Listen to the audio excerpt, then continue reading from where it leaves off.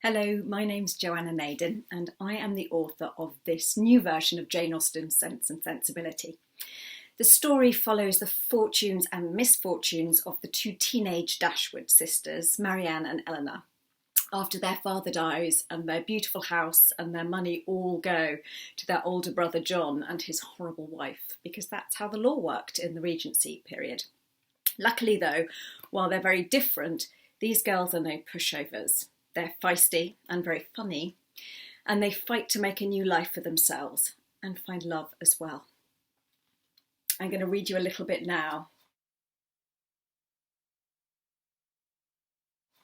where Marianne thinks she might have found love.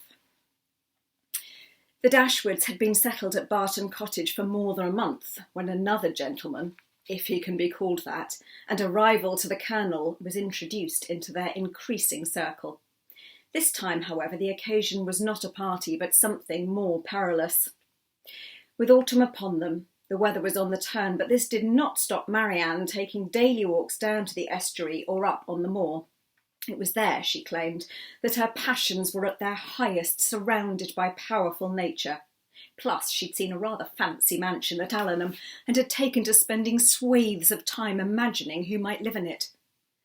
"Those clouds look powerful enough," said Mrs. Dashwood, as Marianne buttoned her cloak and bustled Margaret into her boots.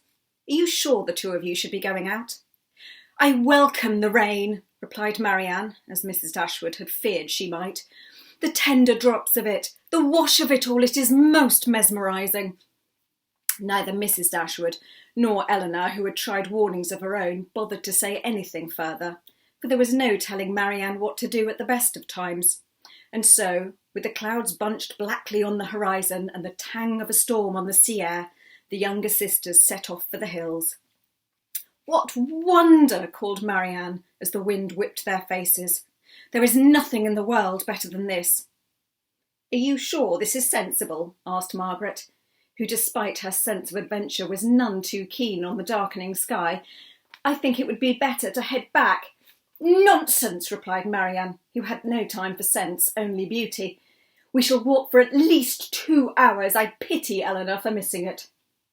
And on they marched until, less than 20 minutes later, the full force of rain pelted them in their faces, and with no shelter in sight, they were forced to abandon the plan and head back at speed, not an easy task given the slope of the hill and its increasing slickness. "Wait for me," called Margaret as Marianne ran ahead. She needn't have asked, for no sooner had she spoken than Marianne tripped and tumbled, falling several feet down a steep ravine. "Marianne!" wailed Margaret. "Are you all right? Shall I fetch help?" "Allow me," came a voice. Margaret turned and, to her surprise, found herself confronted by quite the most dashing man she'd seen in her life. "Here," he said, handing Margaret his gun.